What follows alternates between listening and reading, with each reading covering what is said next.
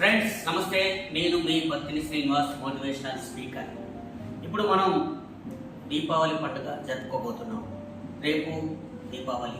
So అసలు వాస్తవానికి దీపావళి ఎందుకు జరుపుకుంటాం, ఏంటి ఈ దీపావళి అనేది ఒక్కసారి మనం వెనక్కి వెళ్ళి తెలుసుకుంటే, ఎప్పుడో గతంలో, అసలు ఈ యుగమే మనం ఇప్పుడు కలియుగంలో ఉన్నాం. ఎప్పుడో ద్వాపర యుగంలో శ్రీకృష్ణుడి భార్య సత్యభామ గారు ఒక రాక్షసుడు నరకాసురుడు అనే ఒక వ్యక్తిని, ఒక శత్రువుని హంతమొందించిన సందర్భంగా ఆ రోజు కొన్ని వేల మంది రాజకన్యలని ఆ నరకాసురుడు అనే వ్యక్తి బంధించుకొని తన ఆధీనంలో పెట్టుకున్నందుకు తన మీద యుద్ధానికి వెళ్ళి శ్రీకృష్ణుడి భార్య ఇద్దరు వెళ్తే సత్యభామ, శ్రీకృష్ణుడు ఒక సందర్భంలో మూర్ఛపోయినప్పుడు ఆ యొక్క బాణాన్ని తీసుకొని తను యుద్ధం చేసి అతన్ని అంతమొందించింది.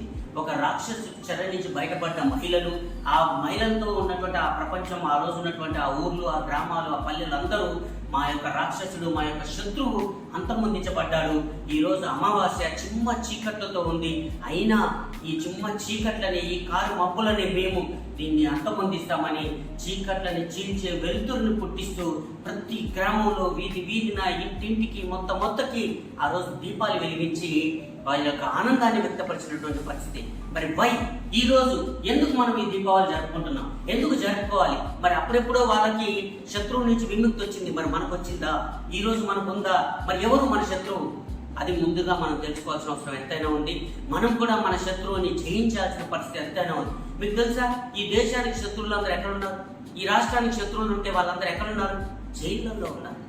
వాళ్ళని బంధించి తాళాలేసి లోపల పెట్టేసుకున్నారు. అండమాన్ జైలు కావచ్చు, ఇక్కడ చెర్లపల్లి జైలు కావచ్చు, లేదు మన ఖమ్మంలో ఉన్న సబ్ జైలే కావచ్చు. ఏదైనా శత్రువుల్ని, దొంగల్ని, మనకు వాళ్ళందరినీ, మన శత్రువు ఎవరైతే భావిస్తామో వాళ్ళందరినీ మనం లోపలేయాలి. మరి మనందరికి ఉన్న ఉమ్మడి శత్రువు ఎవరు? నిజానికి మీకు తెలుసో లేదో నేను చెప్తాను. ఉమ్మడి శత్రువు ఒకే ఒక్కరు, అదే డబ్బు. డబ్బు మన శత్రువు. ఫ్రెండ్స్, మీరు ఏమనుకుంటున్నారు? శత్రువు కాకపోతే, డబ్బు మన శత్రువు కాదు కాబట్టి మన దగ్గర లేదు. అదే డబ్బు మన శత్రువు అయితే మన ఇంట్లో బీరువాలు వేసి తాళం వేసేస్తాం, మన బ్యాంక్ అకౌంట్ వేసి లాక్ వేసేస్తాం.